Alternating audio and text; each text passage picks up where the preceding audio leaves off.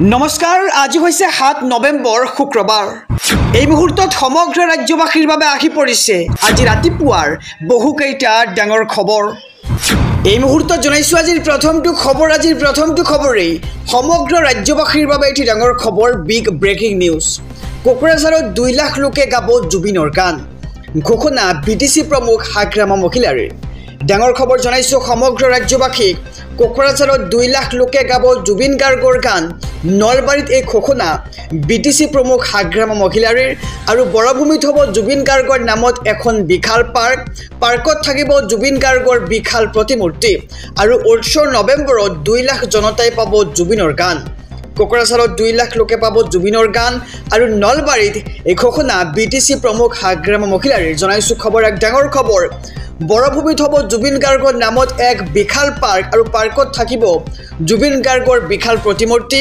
আৰু 8 নৱেম্বৰত 2 লাখ জনতাই গাব জুবিন গাৰ্গৰ গান জনাইছো আজিৰ দ্বিতীয় নম্বৰ খবৰটো ৰাজ্যবাসীৰ বাবে আৰু এটি ডাঙৰ খবৰ বাক্সাৰ কাৰাগাৰত শ্যামকানু মহন্তৰ পত্নী অনিতা ডেকা শ্যামকানু মহন্তৰ সৈতে কটালে 1.5 ঘণ্টা এই মুহূৰ্তৰ খবৰ জনাইছে এক ডাঙৰ খবৰ বাক্সাৰ কাৰাগাৰত শ্যামকানু মহন্তৰ পত্নী অনিতা ডেকাক দেখিবলৈ পোৱা গৈছে শ্যামকানু মহন্তৰ সৈতে কটালে 1.5 ঘণ্টা আৰু হাতত টোপলা লৈ বগা ৰঙৰ বিলাসী বাহনত উঠি তৃতীয় দিনৰ বাবে বাক্সা জিলা কাৰাগাৰত উপস্থিত অনিতা ডেকা আৰু 22টা দিন কাৰাগাৰত জুবিন গাৰ্গ ঘটনাৰ 5 অভিযুক্ত আৰু সিআইডিৰ কাৰ্যালয়লৈ যোৱাৰ দৰে বাক্সাৰ কাৰাগাৰত শ্যামকানু মহন্তৰ পত্নীক দেখিবলৈ পোৱা গৈছে আৰু বাক্সাৰ কাৰাগাৰত শ্যামকানু মহন্তৰ পত্নী অনিতা ডেকাক দেখিবলৈ পোৱা গৈছে আহিছো অনেক খবৰৰ মাজলৈ ৰাজ্যবাসীৰ বাবে আৰু এটি ডাঙৰ খবৰ যিকোনো মুহূৰ্তত গোৱালপাৰাত চলিব বুলডোজাৰ একশন আৰু আজি এই খালি কৰক বেদখলকৃত ভূমি বেদখলকাৰীলৈ অন্তিম নোটিছ জাৰি কৰা হৈছে প্ৰশাসনৰ ফালৰ পৰা অহা 9 আৰু 10 তাৰিখে গোৱালপাৰাত চলিব বৃহৎ উচ্ছেদ অভিযান দীঘলীয়া তালিকালৈ সাজু হৈছে এতিয়া প্ৰশাসন ঘৰে ঘৰে প্ৰশাসনে জাৰি কৰিলে জাননী আৰু দহিকাটা বনাঞ্চলৰ 1143 বিঘা ভূমিত চলিব উচ্ছেদ আৰু পাইকান হাছিলা বিল ৰাখিনীৰ পিছত এইবাৰ দহিকাটাত চলিব প্ৰশাসনৰ বুলডোজাৰ আৰু দহিকটা সংৰক্ষিত বনাঞ্চলৰ ভূমি বেদখলকাৰীলৈ প্ৰশাসনৰ জাননী নিৰ্ধাৰিত সময়সীমাৰ ভিতৰত ভূমি খালী নকৰিলে কঠোৰ হ'ব প্ৰশাসন আৰু ইতিমধ্যে উচ্ছেদৰ বাবে সাজু হৈছে প্ৰশাসন দীঘলীয়া তালিকা হাতত লৈ সাজু হৈছে প্ৰশাসন আৰু ঘৰে ঘৰে প্ৰশাসনে জাৰি কৰিলে জাননী দহিকটা বনাঞ্চলৰ 1143 বিঘা ভূমিত চলিব এতিয়া প্ৰশাসনৰ বুলডোজাৰ সমগ্ৰ ৰাজ্যবাসীৰ বাবে এটি ডাঙৰ খবৰ বিগ ব্ৰেকিং নিউজ দিল্লীৰ পিছত এইবাৰ বিহাৰ চৰকাৰ চুৰি কৰিব বিচাৰি আছে মোদী আৰু অমিত শ্বাহে এনেদৰে এতিয়া বিস্ফোৰক মন্তব্য কৰিছে কংগ্ৰেছৰ যুৱৰাজ ৰাহুল গান্ধীয়ে এই মুহূৰ্তৰ খবৰ জনাইছো ৰাজনৈতিক প্ৰেক্ষাপটৰ এটি ডাঙৰ খবৰ মোদী আৰু অমিত শ্বাহৰ হাতত আছে নীতিশ কুমাৰৰ ৰিমোট কণ্ট্ৰল বিহাৰত নীতিশ কুমাৰৰ চৰকাৰ নাছিল আৰু কেৱল নামতহে আছিল নীতিশ কুমাৰ আৰু কাম কৰি আছে মোদী আৰু অমিত শ্বাহে এনেদৰে এতিয়া বিস্ফোৰক মন্তব্য কৰিছে ৰাহুল গান্ধীয়ে নীতিশ কুমাৰক টিভিৰ চেনেলৰ দৰে ব্যৱহাৰ কৰি আছে মোদী আৰু অমিত শ্বাহে বিহাৰত আৰু কেতিয়াও নীতিশ কুমাৰৰ চৰকাৰ নাহে বিহাৰৰ অৱস্থা বেয়া কৰি পেলালে মোদী আৰু অমিত শ্বাহে বিহাৰত চাকৰি নাই বিহাৰত ভাল চিকিৎসাও নাই বুলি মন্তব্য কৰা হৈছে বিহাৰত জনতাৰ অৱস্থা কাহিল হৈ পৰিছে উন্নয়নৰ সলনি ধ্বংস হৈ গৈ আছে বিহাৰ আৰু মোদী আৰু অমিত শ্বাহে ভোট চুৰি কৰি শাসনত আছে বুলি এক প্ৰকাৰ বিস্ফোৰক মন্তব্য কৰিছে ৰাহুল গান্ধীয়ে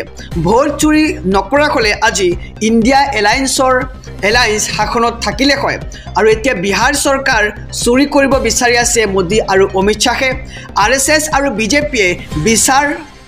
আৰএছএছ আৰু বিজেপিয়ে বিচাৰে দেশত কেৱল 5ৰ পৰা 10 জন লোকেহে ৰাজত্ব কৰক সাধাৰণ ৰাইজৰ কথা কোনেও চিন্তা নকৰে বিহাৰত উদান্ত ভাষণ বিৰোধী দলপতি ৰাহুল গান্ধীৰ এই মুহূৰ্তৰ খবৰ জনাইছো ৰাজনৈতিক প্ৰেক্ষাপটৰ এটি ডাঙৰ খবৰ জনাই গৈছো মোদী আৰু অমিত শ্বাহৰ হাতত আছে নীতিশ কুমাৰৰ ৰিমোট কণ্ট্ৰল বিহাৰত নীতিশ কুমাৰৰ চৰকাৰ নাছিল আৰু ইমান দিনে কেৱল নামতহে আছিল নীতিশ কুমাৰ কিন্তু কাম কৰিছে মোদী আৰু অমিত শ্বাহে সমগ্ৰ ৰাজ্যবাসীৰ বাবে এটি ডাঙৰ খবৰ বিগ ব্ৰেকিং নিউজ শ্যামকানু মহন্তৰ বাবে দায়িত্বৰ পৰা পদত্যাগ কৰিল মুখ খুলিছে ডিজিপি ভাস্কৰ জ্যোতি মহন্তই। এই মুহূৰ্তৰ খবৰ জনাইছোঁ, এটি ডাঙৰ খবৰ। মোৰ ভাতৃ শ্যামকানু মহন্তৰ বাবে মই মোৰ দায়িত্বৰ পৰা পদত্যাগ কৰিলোঁ।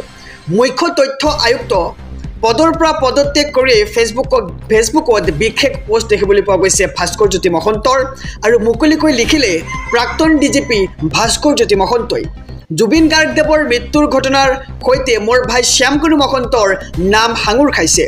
এনে পৰিস্থিতিত মোৰ ভাতৃ সম্পৰ্কীয় তথ্য জানিবলৈ অধিকাৰৰ বাবে আবেদন কৰিলে, আৰু মোৰ বিবেকে এটা কথা আগৰ পৰা কৈছিল, মানুহৰ মনত মোৰ কামক লৈ কোনো সংশয় যাতে নাথাকে, আৰু তাৰ বাবেই প্ৰাক্তন ডিজিপি ভাস্কৰ জ্যোতি মহন্তই পদত্যাগ কৰিছে। আৰু মই মোৰ কাম নিষ্ঠাৰে কৰি আহিছোঁ, আৰু RTIৰ বাবে আবেদনৰ পিছত এই সিদ্ধান্ত গ্ৰহণ কৰিছোঁ, আৰু মোৰ ভাতৃ শ্যামকানু মহন্তৰ বাবেই মই মোৰ দায়িত্বৰ পৰা পদত্যাগ কৰিলোঁ বুলি এক প্ৰকাৰ মন্তব্য আগবঢ়াইছে প্ৰাক্তন ডিজিপি ভাস্কৰ জ্যোতি মহন্তই। আৰু মুখ্য তথ্য আয়ুক্ত পদৰ পৰা পদত্যাগ কৰিয়েই ফেচবুকত বিশেষ পোষ্ট দেখিবলৈ পোৱা গৈছে। জনাইছোঁ আৰু এটি ব্ৰেকিং নিউজ। ৰাজনৈতিক প্ৰেক্ষাপটৰ এটি ডাঙৰ খবৰ। হাৰিয়ানাত 25 লাখ ভোট চুৰি কৰি চৰকাৰ গঠন কৰিছিল বিজেপিয়ে। ভোট চুৰিক লৈ ৰাহুল গান্ধীৰ মহা বিস্ফোৰণ। এই মুহূৰ্তৰ খবৰ জনাইছোঁ, এটি ডাঙৰ খবৰ। হাৰিয়ানাত 25 লাখ ভোট চুৰি কৰি চৰকাৰ গঠন কৰিছিল বিজেপিয়ে। ভোট চুৰি কৰি হাৰিয়ানাত বিজেপি চৰকাৰ গঠন কৰা হৈছে, আৰু ভোট চুৰিক লৈ ৰাহুল গান্ধীৰ মহা বিস্ফোৰণ দেখিবলৈ পোৱা গৈছে। ভোট চুৰিক লৈ ৰাহুল গান্ধীৰ মহা বিস্ফোৰণ। বিজেপিৰ বিৰুদ্ধে ভয়ংকৰ ভোট চুৰিৰ অভিযোগ আনিছে কংগ্ৰেছৰ যুৱৰাজ ৰাহুল গান্ধীয়ে। মহাৰাষ্ট্ৰ, কৰ্ণাটক, মধ্যপ্ৰদেশ আৰু হাৰিয়ানাত ভোট চুৰি কৰিছে বিজেপিয়ে, আৰু এইবাৰ বিজেপিৰ টাৰ্গেট বিহাৰ, আৰু বিহাৰতো ভোট চুৰি কৰিব বুলি দাবী জনাইছে কংগ্ৰেছৰ যুৱৰাজ ৰাহুল গান্ধীয়ে। আৰু বিহাৰতো ভোট চুৰি কৰি চৰকাৰ গঠন কৰিব বিচাৰিছে বিজেপিয়ে। আৰু হাৰিয়ানাত নিৰ্বাচনত কেনেকৈ ভোট চুৰি হৈছিল বিশ্লেষণ ৰাহুল গান্ধীৰ। এগৰাকী ব্ৰাজিলৰ মডেলৰ ফটো ব্যৱহাৰ কৰা হৈছিল, আৰু তেওঁৰ নাম 22টা ঠাইত বিভিন্ন নামেৰে পঞ্জীয়ন হৈ আছে। আৰু ৰাহুল গান্ধীৰ প্ৰশ্ন যে ব্ৰাজিলৰ মডেলগৰাকীৰ নাম কেনেকৈ আহিল ভাৰতবৰ্ষত। আৰু 5,21,000তকৈ অধিক ডুপ্লিকেট ভোটাৰ থকাৰ দাবী হাৰিয়ানাত, আৰু 5টা শিতানত চুৰি হৈছিল ভোট। একেগৰাকী মহিলাৰ নাম 223 বাৰ এটা ভোট গ্ৰহণ কেন্দ্ৰত থকাৰ দাবী জনাইছে ৰাহুল গান্ধীয়ে। আৰু হাৰিয়ানাত 25 লাখ ভোট চুৰি হোৱা বুলি দাবী এইবাৰ ৰাহুল গান্ধীৰ। জনাইছোঁ আৰু এটি ডাঙৰ খবৰ, বিগ ব্ৰেকিং নিউজ।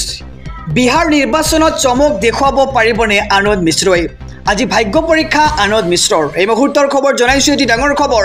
আজি বিহাৰ নিৰ্বাচনৰ প্ৰথম পৰ্যায়ৰ ভোট গ্ৰহণৰ সমাপ্তি ঘটিছে। বক্সাৰ সমষ্টিত নিৰ্বাচনত বিজেপিৰ প্ৰতিদ্বন্দ্বী প্ৰাৰ্থী আনন্দ মিশ্ৰ, আৰু বক্সাৰবাসীয়ে বিচৰা ডাইমিনিক বিধায়ক হ'ব পাৰিবনে আনন্দ মিশ্ৰই, তাক লৈ এতিয়া প্ৰশ্ন উত্থাপিত হৈছে। 12,95,720 গৰাকী ভোটাৰে নিৰ্ণয় কৰিব আনন্দ মিশ্ৰৰ ভাগ্য। আৰু বিহাৰ বিধানসভা নিৰ্বাচনত চৰ্চাত এইবাৰ বক্সাৰ সমষ্টি, আৰু বক্সাৰত ভোটাৰ ৰাইজক আকৰ্ষণ কৰাৰ চেষ্টা এইবাৰ আনন্দ মিশ্ৰৰ।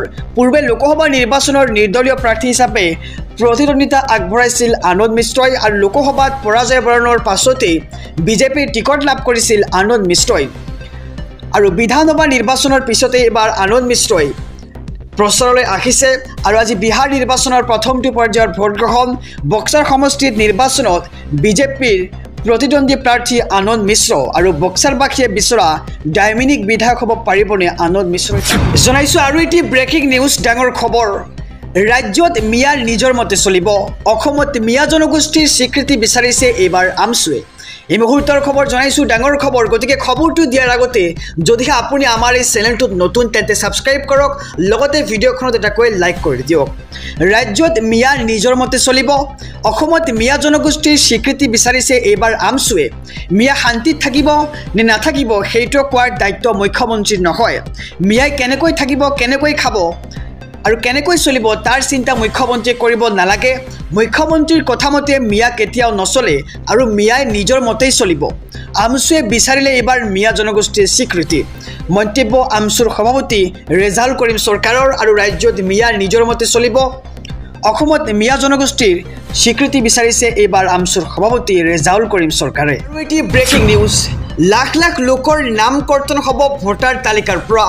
12খনকৈ ৰাজ্যত আৰম্ভ হৈছে ইতিমধ্যে SIR প্ৰক্ৰিয়া। এই মুহূৰ্তৰ খবৰ জনাইছো, এটি ডাঙৰ খবৰ। দেশৰ 12খনকৈ ৰাজ্যত আৰম্ভ হৈছে SIR প্ৰক্ৰিয়া আৰু 12খনকৈ ৰাজ্যত ভোটাৰ তালিকাত আহিব ব্যাপক পৰিৱৰ্তন। সকলো অবৈধ নাগৰিকৰ নাম কৰ্তন হ'ব ভোটাৰ তালিকাৰ পৰা। কোটি কোটি ভোটাৰে নিজকে যোগ্য ভাৰতীয় নাগৰিক বুলি প্ৰমাণ কৰিব লাগিব SIRৰ জৰিয়তে। আৰু অহা 4 ডিচেম্বৰলৈকে 12খন ৰাজ্যত চলিব SIR প্ৰক্ৰিয়া।